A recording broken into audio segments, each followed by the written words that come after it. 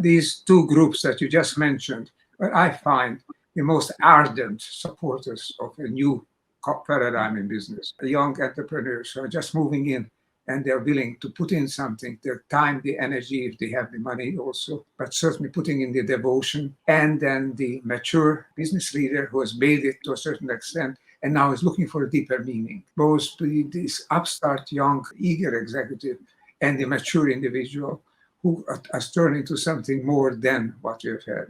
This idea that all the be good and the end good and the be all end all of all things is just profit for one's own private purposes, for all private enterprise. The idea of profit and of private need to be reconsidered. I'm not asking to return to the old ideas of communism, of a public surveillance or a public way of conducting business. For heaven's sake, no, get away from all the bureaucracy and short-sightedness, that's the power hunger that was involved there. But realize also that there is truly nothing truly separate. We know this from quantum physics. We now know this also in our collective experience. We are not separate from the rest of the world. One business is not separate from others. Separation, said Einstein, is an illusion. And this comes through from the new sciences, from the quantum sciences. It's also becoming the experience. We are part of a larger whole.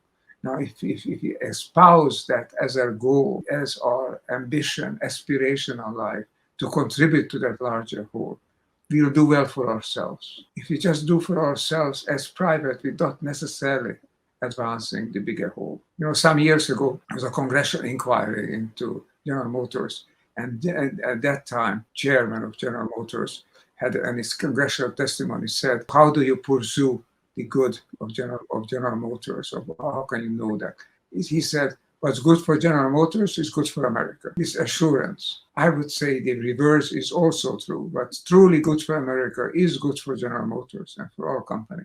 But if you just look at one company, we may be out exploiting the others around us in a way that is not good for them. But the system that we need to optimize is the whole system of life on Earth, within which the system of human life, human society, within which is the system of business within human society.